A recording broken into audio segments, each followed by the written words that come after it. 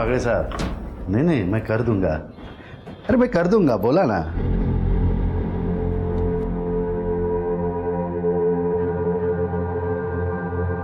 पल्लवी,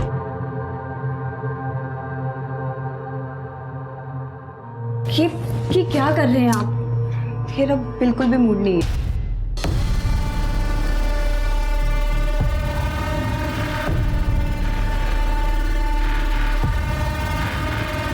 पल्लवी,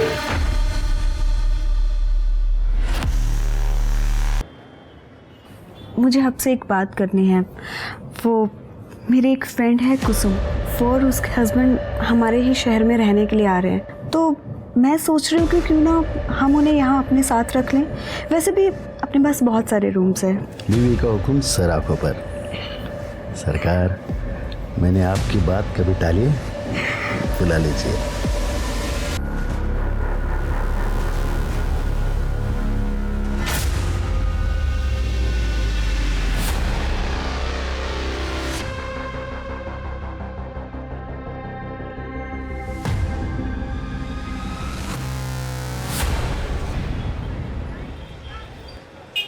ठीक है माँ जी, मैं निकलता हूँ। सुधाकर बेटा, कुछ बात करनी थी। जी। वो मेरी बड़ी बेटी को गुजरे 5 साल हो गए। भगवान ने तुम दोनों को बच्चा भी नहीं दिया। तुम शादी क्यों नहीं कर लेते? मुझे तुम्हें ऐसा नहीं देखा जाता। भगवान की मर्जी के आगे किसकी चलती है माँ जी? पल्लवी को भी उस लड़की ने धोखा दिया। मुझे तो कुछ समझ में नहीं आ रहा है, मैं क्या करूं। सुधाकर, तुम पल्लवी से शादी कर लो ना। मैं पता नहीं कितने दिन जिंदा रहूंगी। माँ जी, मैं उससे 20 साल बड़ा हूँ। लोग क्या कहेंगे? लोग तो ऐसे भी कीचड़ उछाड़ते रहते हैं। सुधाकर, मैं जानती हूँ तुम मेरे पल्लवी को बहुत खुश रखोगे। हाँ बोल दो। अब आपको मना भी तो नहीं कर सकता माँ जी, लेकिन एक बार पल्लवी से पूछ लीजिए, उसकी मंजूरी भी तो जरूरी है। हाँ, हाँ, मैं बात करती हूँ उससे।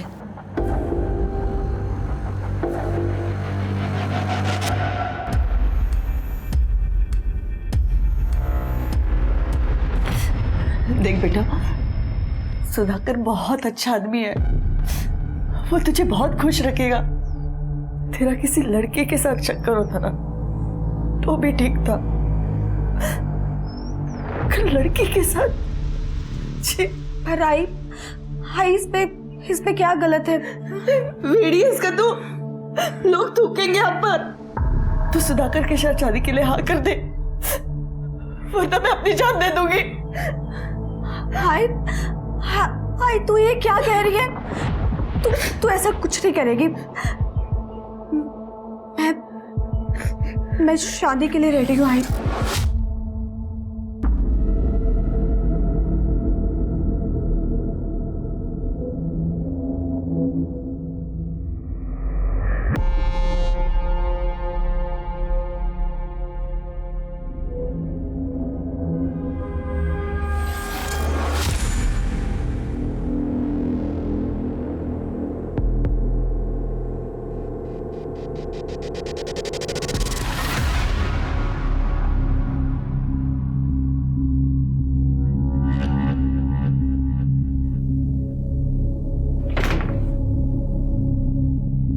सरप्राइज।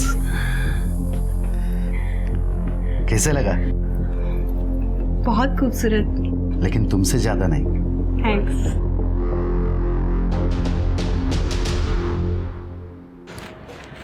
दादा, वो सीलिंग कॉन्ट्रैक्टर मेहता सेठ का फोन है, पैसे मांग रहे हैं।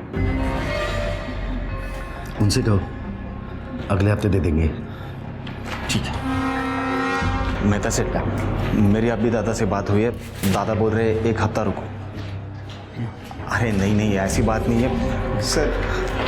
अरे क्या हुआ रामू, क्यों रो रहे हैं? सर, मेरी माँ बहुत बीमार है, मुझे छुट्टी चाहिए। अरे जाओ। अरे सुनो सुनो, कुछ पैसे रखो और कुछ जरूरत लगी तो फोन कर देना।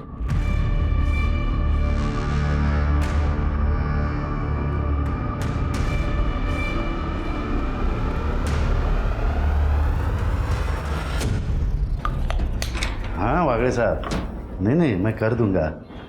अरे मैं कर दूंगा, बोला ना।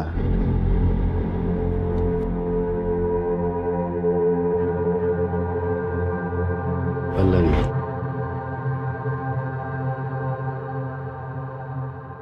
ये क्या कर रहे हैं आप? मेरा बिल्कुल भी मूड नहीं है। ठीक है, तुम्हारा मूड कैसे ठीक करना है मुझे आता है। एक सेकंड, ये तुम्हारे लिए है। ये मुझे रात में पहन के दिखाना, मैं इंतजार करूंगा। ठीक है। मैं आता हूं।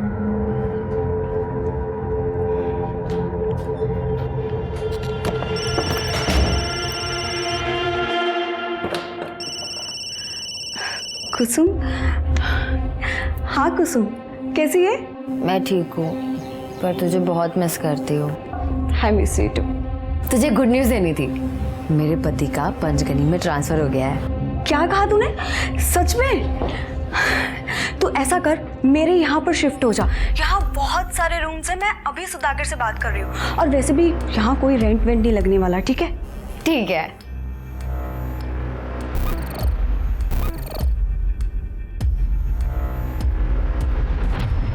सुधाकर भाई, पैसा क्या रहो पूछो। नहीं नहीं, तारीख तो आज नहीं आती।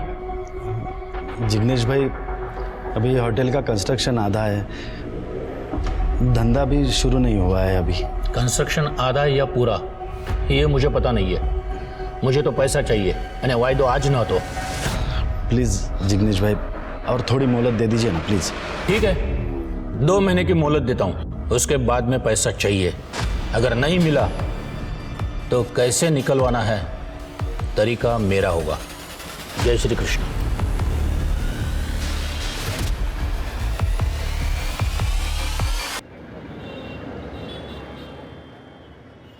मुझे आपसे एक बात करनी है।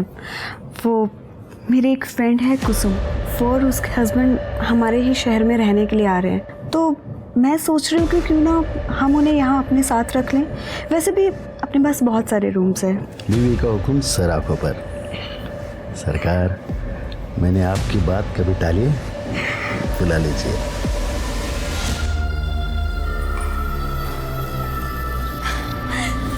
कुसुम,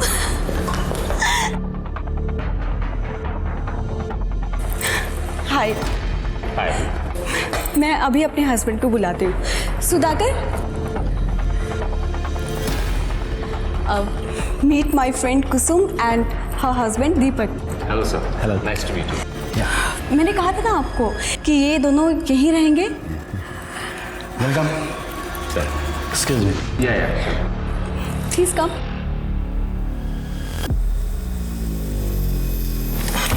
प्लीज वेलकम।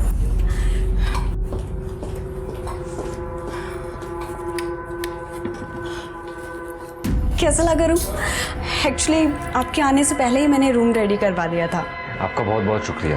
ये कुसुम तो आपसे मिलने के लिए बेताब हो रही थी। चलो अभी आप दोनों सहेलियां गप्पे लड़ाओ। अब तो हम दोनों वो सब कुछ करेंगे जो शादी से पहले किया करते थे। अब मैं फ्रेश हो जाता हूँ।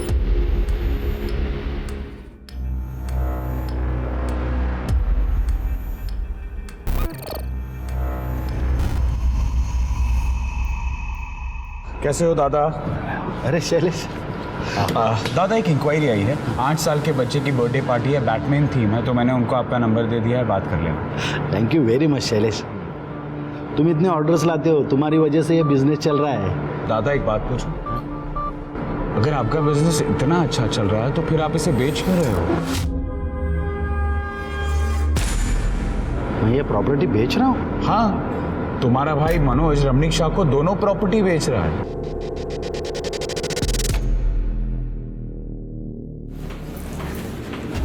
लीजिए चाय लीजिए। चाय। अरे रमणीक भाई, मुझे आपकी जुबान पे पूरा भरोसा है। मैं देखती हूँ। अरे दादा तुम्ही मनोज कहाँ है? अंदर है वो रमणीक भाई के साथ। मनोज, तुमसे कितनी बार कहा है, जब तक मैं जिंदा हूं तब तक ये होटल नहीं बेचूंगा। और रमणीक भाई, यहाँ पे कोई डील नहीं हो रही, निकलो ऐसे। Get out. अरे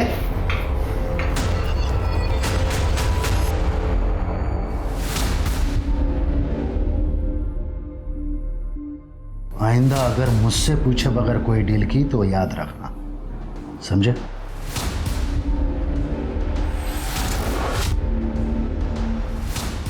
चाहे कुछ भी हो जाए, अब तो ये सब कुछ बेच के रहूंगा।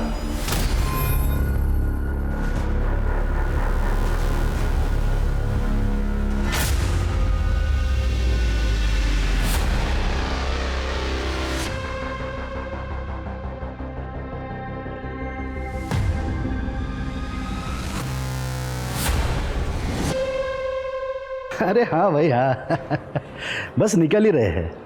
या पल्लवी को भी तो साथ लेकर आ रहे हैं भाई। या bye. Excuse me sir.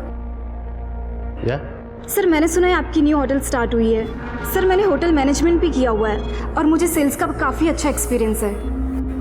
Sir मुझे जॉब की बहुत ज़रूरत है। क्या है कि ये होटल अभी अंडर कंस्ट्रक्शन है, ये होटल पूरा हो जाएगा तब आ जाइए। पर सर आप एक बार देख लीजिए ना सर। Please leave.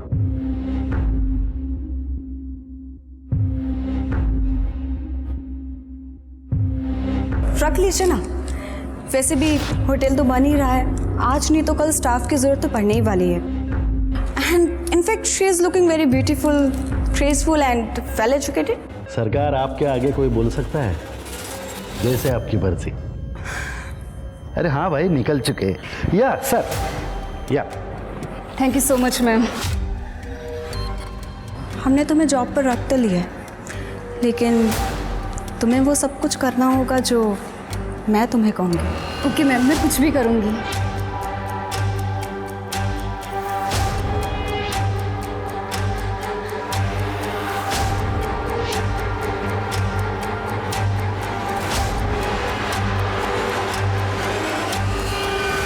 दादा 25 को अपना बैंक्वेट खाली है क्या? 25 को हाँ है।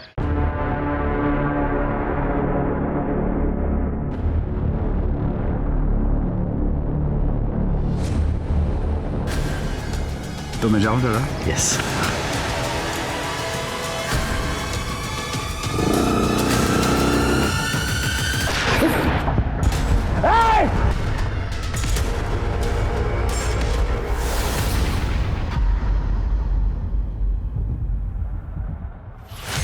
डॉक्टर साहब इसका जिक्र किसी से मत करना प्लीज। आइए मैं आपको छोड़। मुझे बहुत ज़्यादा टेंशन हो रही है, हम पुलिस स्टेशन चलते हैं कंप्लेंट करने के लिए। अरे नहीं,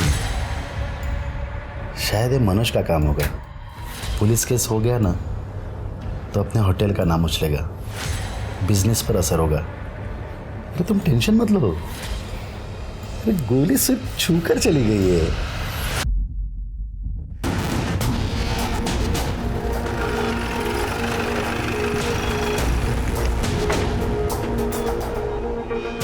सर मैं ही शैलेश हूँ, मैंने ही आप लोगों को फ़ोन किया था।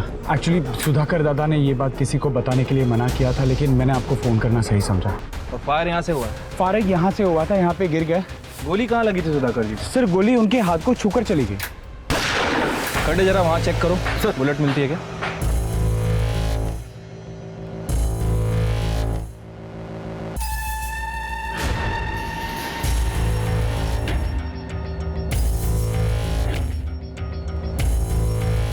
सर इधर आइए। ये देखिए सर, ये बुलेट मिली है। शायद ये बुलेट यहाँ पर लगी है और यहाँ से फिर इधर नीचे गिरी थी। कट एक काम करो, इस बुलेट को बैलिस्टिक के लिए भेजो। सर सुधाकर जी कहाँ हैं अभी? अपने रूम में आराम कर रहे हैं। ओके, यहाँ पे सीसीटीवी तो होगा ना? हाँ सर है ना। फुटेज चाहिए थी। आइए मैं दिखाता हूँ। सर गोली छूकर निकली है, कोई बड़ा जख्म नहीं है। हाँ, लेकिन फिर भी आपके ऊपर हमला हुआ है सर। अच्छा, आपकी किसी से कोई दुश्मनी, कोई झगड़ा वगैरह? नहीं सर, किसी से दुश्मनी नहीं है और हमें कंप्लेंट भी नहीं करनी है। Are you sure? 100%। ठीक है, चलो।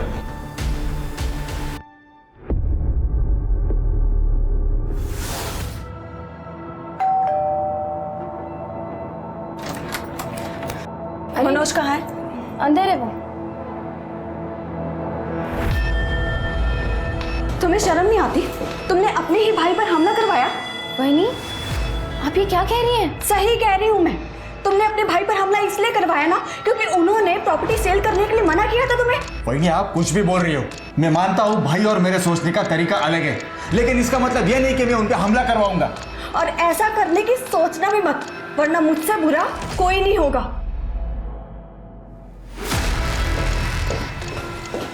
ये वही जो कह रही थी वो सच है? अरे कायपन काय बोलते कविता, तेरी कसम मैंने ऐसा कुछ नहीं किया। सर, सुधाकर पे जिस गन से फायर किया गया था उसकी बैलिस्टिक रिपोर्ट के हिसाब से वो देसी कट्टे से फायर हुआ था सर। अच्छा। और क्राइम सीन का सीसीटीवी फुटेज भी मिला है। ये देखिए, ये 2 लोग हैं, बाइक से जा रहे हैं, बाइक में नंबर प्लेट भी नहीं है सर।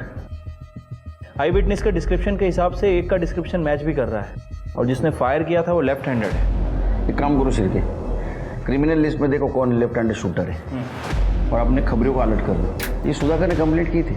नहीं सर। तो ये भी पता करो सुधाकर ने कंप्लेंट क्यों नहीं की। Okay sir.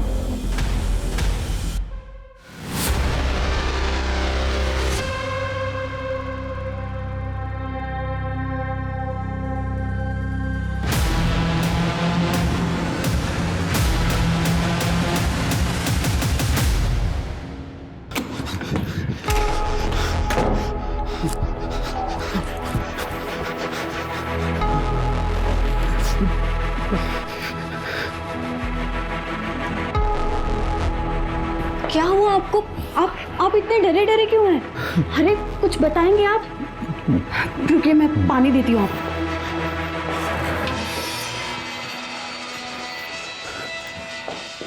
लीजिए।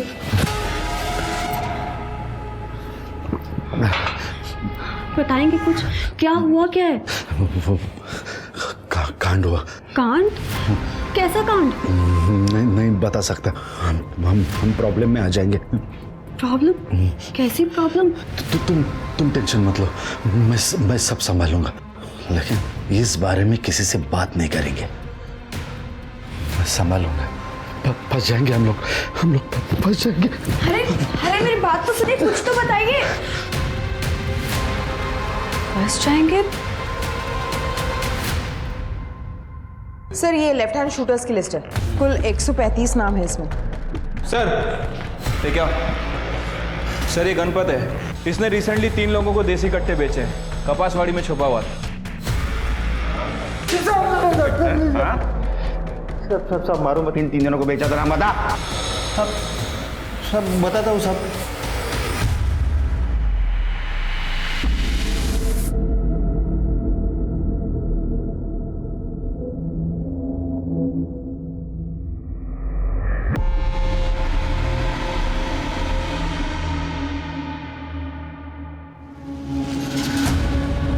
तुमने मुझे यहाँ क्यों बुलाया? हॅलो, अगं नाही, विदाऊट साखरेचा चहा पितोय. साखर बंद. नाही ना, बंद. यस सर हमारी सस्पेक्ट लिस्ट में से गणपत ने ऐसे 3 लोगों को पहचाना है जिसने उसे रिसेंटली देसी कट्टे बेचे थे। लेके आओ तीनों को। ठीक। हेलो, क्या? ठीक है सर, एक बॉडी मिली है।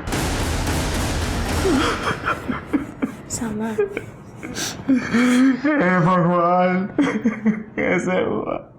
तुम्हारे भाई की लाश तुम्हारे घर के बाहर मिलती है, ये तुम्हें अजीब नहीं लगता? सर मैं खुद परेशान हूँ कि हमारे घर के बाहर मेरे दादा की लाश कैसे है। सर, दादा बहुत अच्छे इंसान थे, हमेशा सबकी मदद करते थे। ये कौन? ये हमारे पेइंग गेस्ट है, कुसुम और दीपक। आपको मालूम है इस मर्डर के बारे में? नहीं सर, हमें भी अभी अभी पता चला है। जब तक इन्वेस्टिगेशन जारी है, आप लोग शहर छोड़ के बाहर नहीं जा सकते।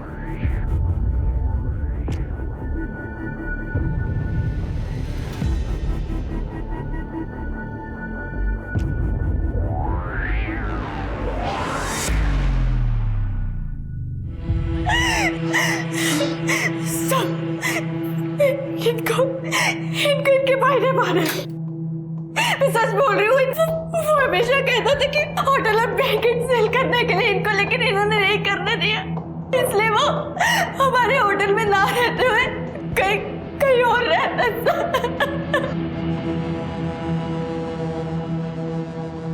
सर, गणपत ने जिन 3 लोगों को पहचाना था उसमें से 2 लोग यूपी और झारखंड में हैं, लेकिन एक बंदा है जिसे रिसेंटली पंचगनी में देखा गया है। विनोद नाम है उसका। उठा उसको। ठीक है सर। ये सब मैं जीता। अरे अगला चल। बहुत शौक है ना लोगों का सुपारी लेने का। सुधाकर को तू नहीं टपकाया ना? नहीं साहब, वो रमणीक शाह ने मुझे सुपारी दिया था सुधाकर को मारने का, लेकिन मेरा निशाना चूक गया साहब, मैंने नहीं मारा उसे। पहले हमले की नहीं, दूसरे की बात कर रहा हूँ। दूसरा हमला? साहब मैंने दोबारा हमला नहीं किया, वो तो मामला ठंडा होने तक मैं यहाँ पे छुप कर बैठा था। माँ कसम मैंने सुधाकर को नहीं मारा है। अरे उठाओ इसे।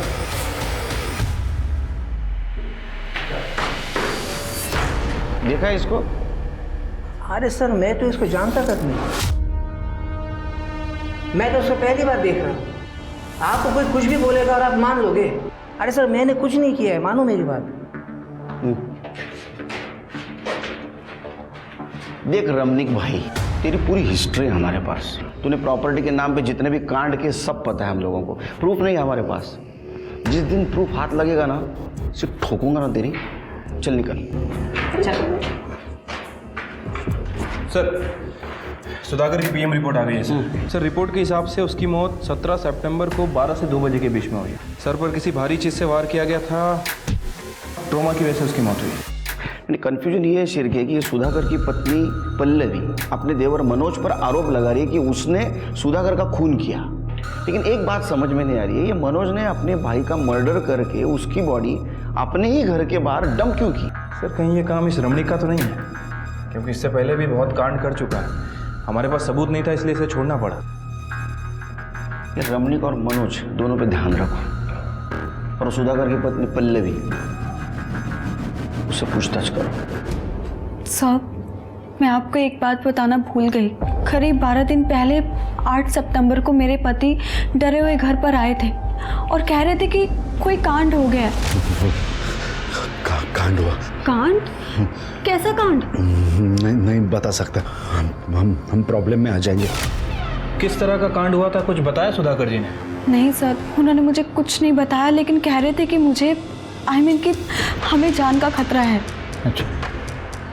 अच्छा, मैं क्राइम सीन पे सुधाकर जी का फ़ोन नहीं मिला। क्या वो अपना फ़ोन घर पे भूल के गए थे? नहीं, उनका फ़ोन 17 तारीख से बंद आ रहा है।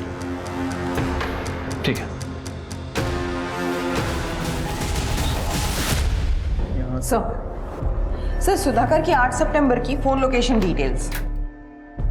इसमें कुछ भी सस्पिशियस नहीं दिख रहा है, और सुधाकर उस दिन 3 से 3:30 के बीच में जनता नगर में मौजूद था। लेकिन जनता नगर जैसे सुनसान एरिया में क्या कर रहा था? वो भी आधा घंटा। ठीक है, जरा जनता नगर जाके चेक करो। ठीक है सर।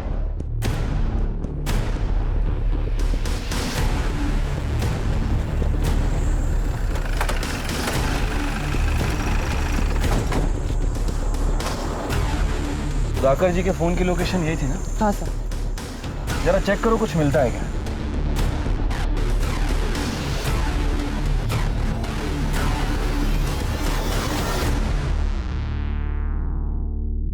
सर, वो सैंडल के डिटेल्स का क्या हुआ? सर, उस औरत ने बेस्ट क्वालिटी ब्रांड की 6 नंबर की चप्पल पहनी हुई थी। एक ही वेबसाइट पर अवेलेबल है, और तकरीबन 58 औरतों ने 6 नंबर की उसी डिज़ाइन की चप्पल इस वेबसाइट से मंगाई है। सर, उन सारी औरतों की इंक्वायरी कर रहे हैं। सर, ये विनोद जिसने सुधाकर जी पे हमला किया था, सर ये रमणीक शाह का नाम ले रहा है, लेकिन मुझे इसके ऊपर शक है सर, क्योंकि विनोद के अकाउंट में सुधाकर जी के भाई मनोज ने पैसे ट्रांसफर किए हैं।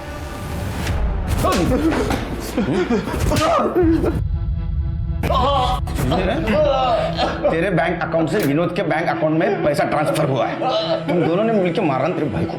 सर, मैं मानता हूँ मैंने और रमणीक भाई ने सुधाकर दादा को मारने का प्लान किया था, लेकिन हम लोग कामयाब नहीं हुए थे सर। लेकिन सेकंड टाइम तो कामयाब हो गया ना तू? नहीं सर, मैंने पहली बार भी कुछ नहीं किया था, और सेकंड टाइम तो मैंने कोशिश भी नहीं की थी। मुझे तो खुद इस बात पे पछतावा है कि मैंने सुधाकर दादा को मारने का प्लान किया भी कैसे। अरे पछतावा तेरे को तब होगा जब तू जेल में टॉयलेट को बैठेगा, और तेरे रमणीक भाई को भी नहीं छोड़ेंगे हम। चल लेके चल।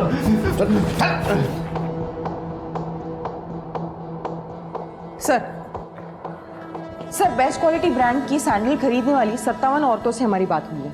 सारे के सारे सही सलामत है, सिवाय एक औरत के। उसका नाम शोभा मेहता है, यही के बिजनेसमैन प्रकाश मेहता की बीवी है वो। सर लेकिन शोभा मेहता की कोई भी मिसिंग कंप्लेंट दर्ज नहीं हुई है।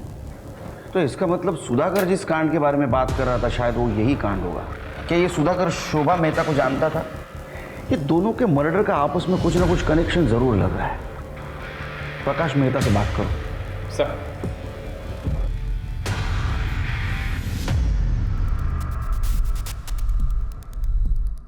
सर ये मेरी बीवी है, ये साड़ी ये सैंडल उसी के हैं सर। तुम्हारी बीबी शोभा इतने दिनों से गायब थी और तुमने पुलिस कंप्लेंट नहीं की, क्यों?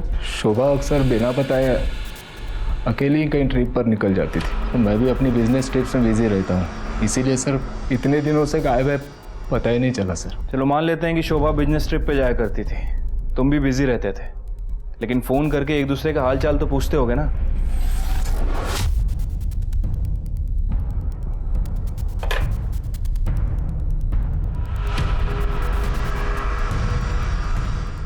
अच्छा, तुम किसी सुधाकर माने को जानते हो? सर नहीं देखो शिरके, मैं क्या बोल रहा हूँ। सर शोभा की पोस्टमार्टम रिपोर्ट। सर रिपोर्ट के हिसाब से शोभा की मौत गला घोटने की वजह से हुई है, रस्सी का इस्तेमाल हुआ और 8 सितंबर को दोपहर 2 से 4 बजे की उसकी मौत हुई है, जिससे सुधाकर का टावर लोकेशन मैच होता है। सर मुझे एक बात समझ नहीं आ रही है, ये प्रकाश की बीबी शोभा इतने दिनों से गायब है और इसे कोई खबर ही नहीं, और उसने जो कारण बताया सर वो तो बिल्कुल भी डाइजेस्ट नहीं हो रहा है। ये प्रकाश की कुंडली निकालो, देखो ये सच बोल रहा है झूठ। ठीक है सर, मैं उसकी कुंडली निकालता हूँ।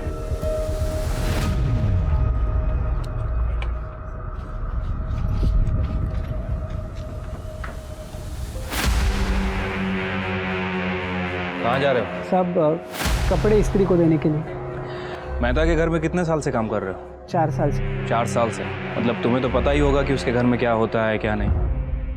तो तुम्हारे साहब और तुम्हारी मैडम के संबंध कैसे? साहब वो मैं घबराओ मत, तुम्हारा नाम नहीं आएगा, बताओ। वैसे तो हमारे साहब बहुत अजीब, मतलब अगर काम रहता है तो वो नॉर्मल रहते हैं, लेकिन जब शराब पीते हैं तो अचानक जानवर बन जाते हैं।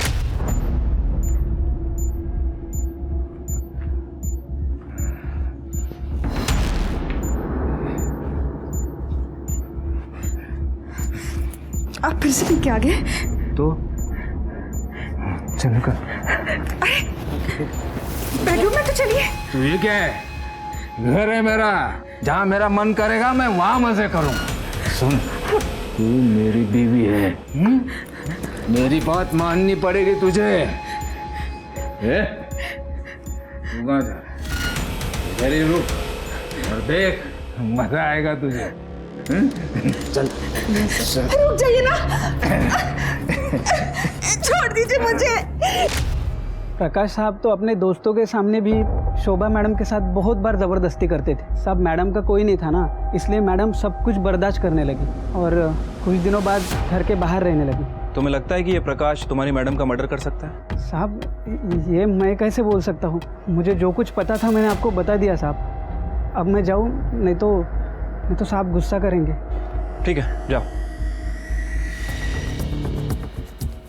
स्वाति, ये प्रकाश एक नंबर का कमीना आदमी है। मुझे लगता है कि इसने अपनी बीवी का मर्डर किया है या फिर किसी से करवाया है, और ये सब होते हुए उस सुधाकर ने देख लिया था। प्रकाश ने सुधाकर को भी रास्ते से हटा दिया। हाँ सर, हो सकता है, पॉसिबिलिटी तो है। एक काम करो, शोभा और सुधाकर इनकी और डिटेलिंग करो। आई एम श्योर कुछ ना कुछ हाथ जरूर लगेगा। सर हमें तुम्हारे घर की तलाशी लेनी है। हाँ, शौक से लीजिए। कड़े सर।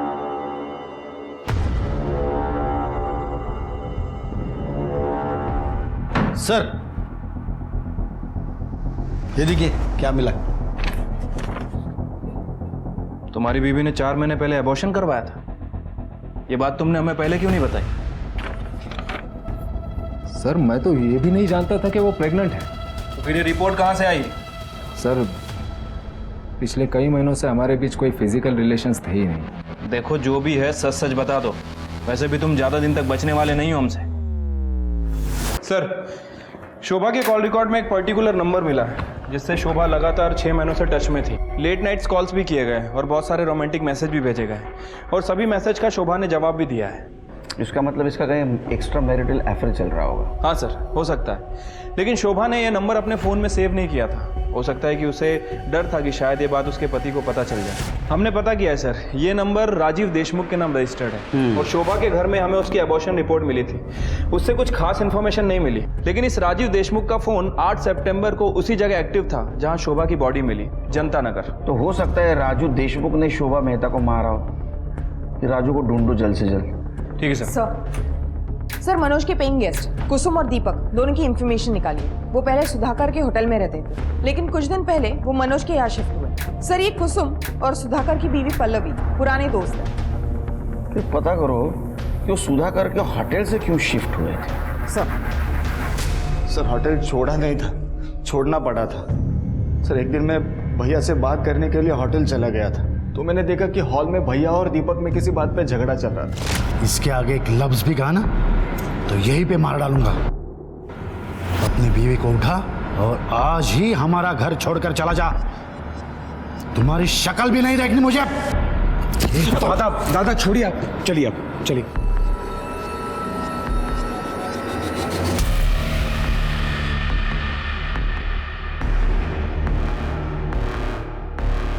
क्या हुआ भैया, इतना गुस्से में क्यों थे? वो तो मैं अभी बता नहीं सकता, लेकिन उन्होंने कहा है कि घर छोड़ के जाने के लिए। फिलहाल तो मुझे एक रहने के लिए बंदोबस्त करना होगा। तो एक काम करो ना, मेरे यहाँ एक कमरा खाली है, तुम और तुम्हारी बीवी आ जाओ। यहाँ जितना रेंट दे देते हो उतना ही दे दो। सर मुझे पैसों की बहुत ज़रूरत थी, इसलिए मैंने दीपक और उसकी पत्नी को अपने घर में रहने के लिए कहा था। होगी ना पैसों की ज़रूरत, क्योंकि भाई की सुपारी देने में तेरा पूरा पैसा खर्चा हो गया था। ये झगड़ा किस टाइम और किस वक्त हुआ बता दो। सर, राजीव देशमुख की डिटेल्स निकाली है, पता चला है कि उसकी मौत 1 साल पहले ही हो गई थी। अच्छा, इसका मतलब उसका नंबर कोई और यूज कर रहा है। ये राजीव देशमुख के बारे में पता करो, माजरा क्या है। ठीक है सर। सर, सुधाकर के होटल की 11 तारीख की सीसीटीवी फुटेज।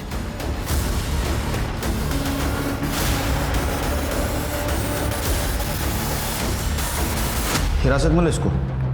सर मैं आ तो रहा हूं। देखा झगड़ा क्यों हो रहा था? क्या ऐसा तो नहीं कि सुधाकर को तूने मार दिया? अरे नहीं सर, ऐसा मैंने कुछ नहीं किया। कर दे। सर बोल। झगड़ा किस बात को लेके हो रहा था? सर एक्चुअली मेरी बीवी कुसुम और पल्लवी, इन दोनों के बीच में अफेयर चल रहा था। दोनों लेस्बियन है सर।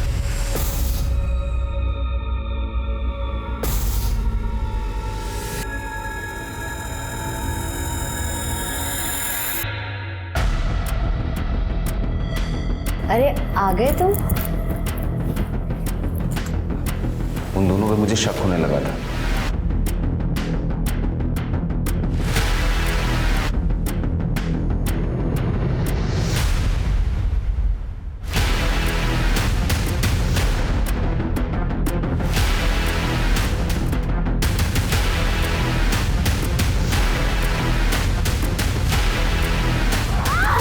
प्लीज मुझे माफ कर दो।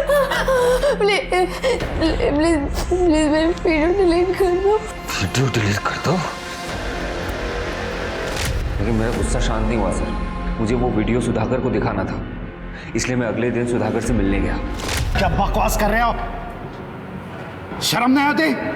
इतना गंदा इल्जाम लगाते हो मेरे बीवी पर। पल्लवी मुझसे बहुत प्यार करती है, इसके खिलाफ एक शब्द भी नहीं सुन सकता मैं। मेरे पास प्रूफ है, रिकॉर्डिंग किया है मैंने। बिना प्रूफ के आपके पास नहीं आता मैं। एक मिनट, वो वीडियोस बहुत आते हैं ना, तो पता नहीं चलता। एक मिनट में। इसके आगे एक लफ्ज भी कहा ना तो यहीं पे मार डालूंगा। सुधाकर ने मुझे होटल छोड़ के चले जाने को कहा। मेरी बीवी बहुत रोई, गिड़गिड़ाने लगी। मुझे लगा कि इस मैटर को यही बंद कर देते हैं। वैसे भी सर, लोगों को जाके बताएंगे तो वो लोग मुझ पे हंसेंगे ना। चल, थैंक यू सर। छिड़के मुझे नहीं लगता सच बोल रहा है। अच्छा, वो सीसीटीवी में सुधाकर का दोस्त शैलेश भी दिख रहा था, मतलब इस झगड़े के बारे में उसको पता था। हमसे क्यों नहीं बोला उसने? ये सब मैं कैसे बताता सर? बड़ी शर्म की बात। सुधाकर अपनी बीवी पे बहुत भरोसा करता था, लेकिन एक दिन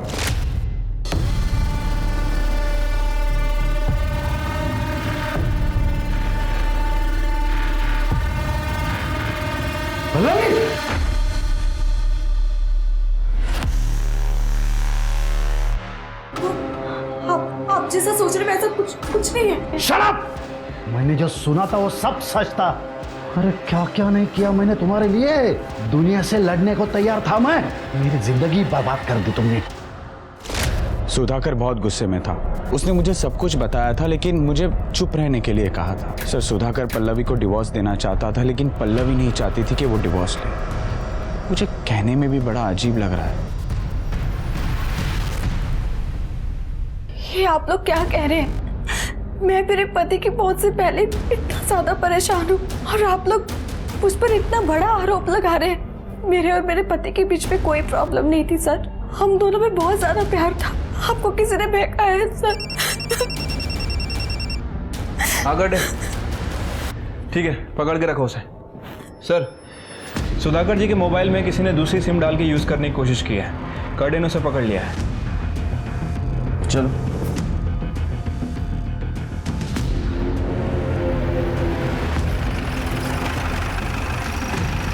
सर, सुधाकर का मोबाइल इसको ही मिला था या एरिया मध्ये। किस जगह मिला था बता सकते हो? हाँ सर। चल।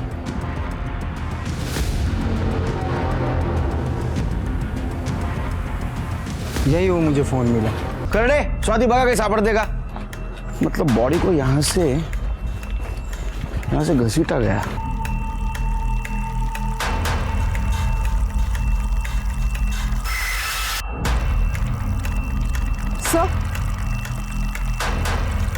सर ये देखिए, ये चेन मिली है। तो मारने वाले की हो सकती है।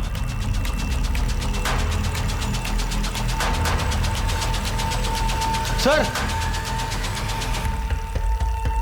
ये देखिए सर, खून लगा हुआ रॉड मिला है। फॉरेंसिक को भेज दो। पेंडेंट किसका हो सकता है? घरी आल्यानंतर हिशोब करू। आता ठेव। सर, राजीव देशमुख के बारे में पता किया है। सर, इसका एक भांजा है जो अक्सर इससे मिला करता था। इससे हम पहले भी मिल चुके हैं। सर लैब ने कंफर्म किया है, क्राइम लोकेशन पे जो सूखा खून मिला है वो सुधाकर का ही है। और वो जो पेंडेंट है वो किसका है ये भी पता चल गया है। किसका? इसे पहचानती है? हाँ सर। क्या मैं वहां मिला जहाँ सुधाकर का खून हुआ था? ये पेंडेंट मेरा है सर, मैं मानती हूँ, लेकिन ये पेंडेंट मैंने किसी और को दे दिया था। मेरे पास सबूत है सर। ये देखिए आप।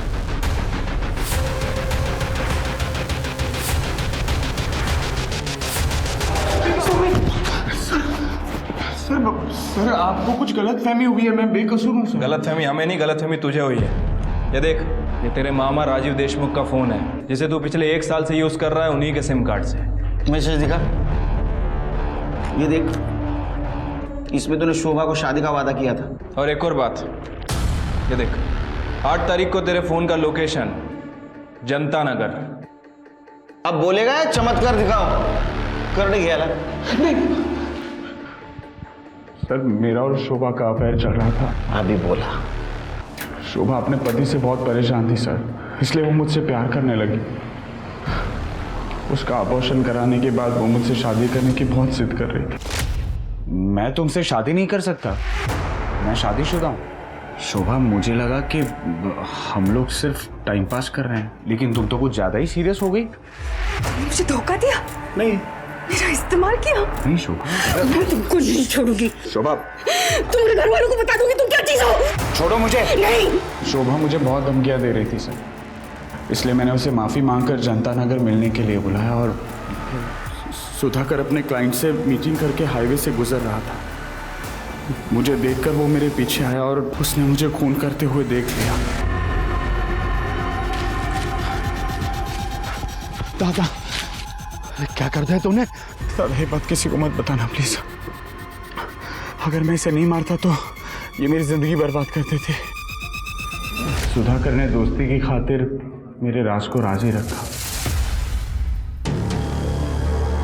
ये हमें वहां मिला जहाँ सुधाकर की लाश मिली। और ये रॉड जिससे तुमने सुधाकर को मारा था, तुम्हारे फिंगरप्रिंट्स है इसके ऊपर।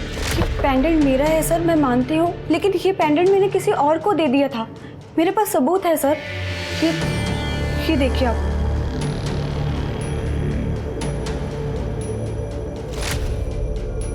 स्वाति, पल्लवी ने मुझे बताया कि सुधाकर को हम पर शक हो गया है और इसलिए वो मुझसे नाता तोड़ रही है। मैं फिर पल्लवी से मिलने होटल गई।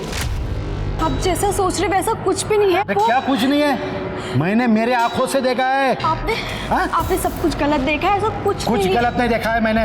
विश्वासघात किया है तुमने मेरे साथ। आप गलत समझ रहे हैं, ऐसा कुछ भी नहीं है। मुझे यकीन हो गया सुधाकर हमारे रिश्ते के बीच आ रहा है।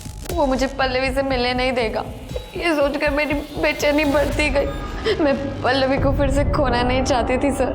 मैंने फिर सुधाकर से बात करने की रिक्वेस्ट की और उससे मिलने बुलाया। तुमने मुझे यहाँ क्यों बुलाया? जैसे तैसे उसकी लाश को घसीटते हुए मनोज के घर के पास ले गई ताकि आप लोगों को मनोज पे शक हो, क्योंकि उनके झगड़े के बारे में सबको पता था।